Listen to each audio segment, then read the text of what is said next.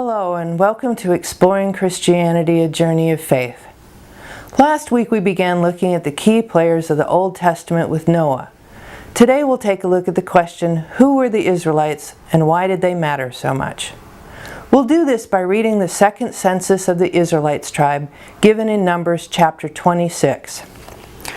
Reuben's descendants from Hanok, the Hanokite tribe, from Palu, the Palite tribe, from Hezron,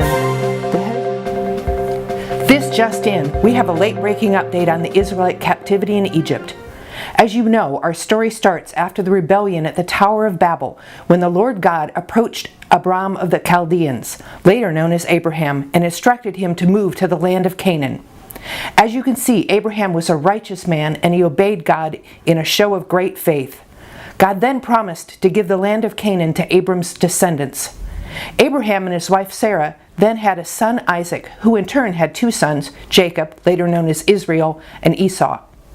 Israel and his wives Rachel and Leah then had 12 sons, who were the progenitors of the 12 tribes of Israel. Israel and his family later relocated to Egypt to escape a famine. Over time, the Israelites, as they were called, multiplied and grew dramatically, filling the whole land. Despite initially being made very welcome, over time, the Israelites became slaves to the Egyptians. This is where our coverage of the story started. We've been following the negotiations between God's emissary Moses and Pharaoh of Egypt over the past weeks. We reported earlier this week that satellite images showed movement of the Israelites out of Egypt toward the Red Sea, being led by God in the form of a pillar of cloud by day and lightning by night. I'm told that the Israelites have now reached the Red Sea and are trapped between the sea and Pharaoh's armies. Folks, I'm afraid it looks like it's going to be a slaughter. But wait! I'm being told that the sea is actually parting to let the Israelites through. That's right, the waters of the sea are parting. Do we have an image we can broadcast? Unfortunately, the Egyptians are gaining on them. But holy moly, the Red Sea has suddenly returned to normal, drowning the Egyptian army. The Lord God has saved the Israelite people after 400 years of captivity. We now return to our regularly scheduled programming. The Oznite clan. From Eri, the Erite clan. From Arad, the Arite clan.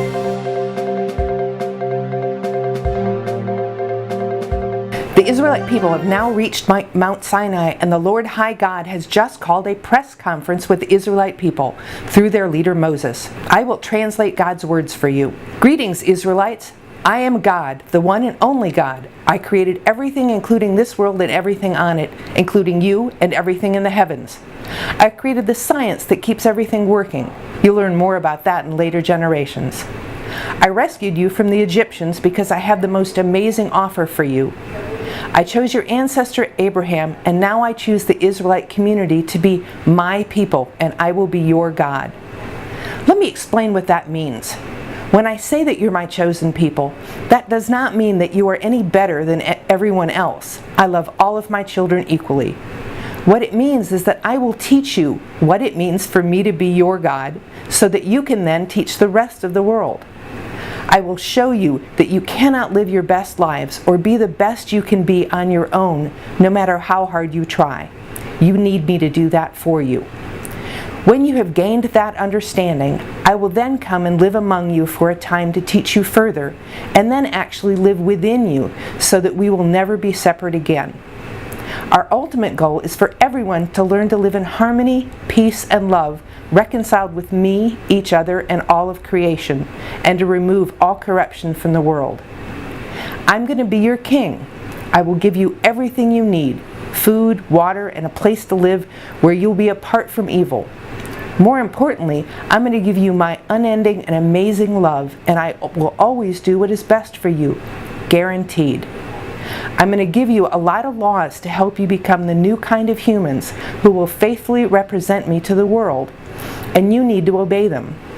These laws will help us to achieve our goals, and they are for your own good, though you may not understand them yet. Some of these laws will change over time.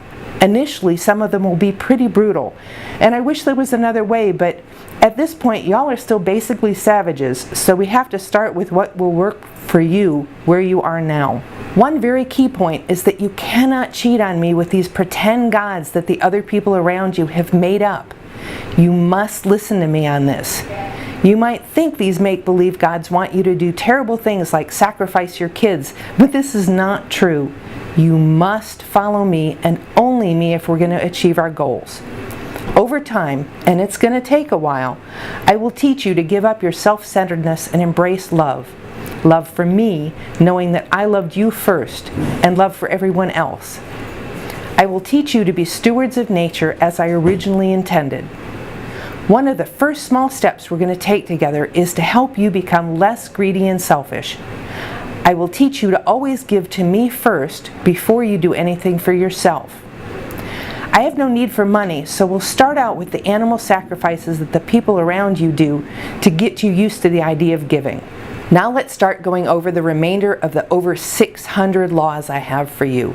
Clearly this is going to take a while. We will now return you to your regular video in progress. These are the ones enrolled as Israelites, 601,730.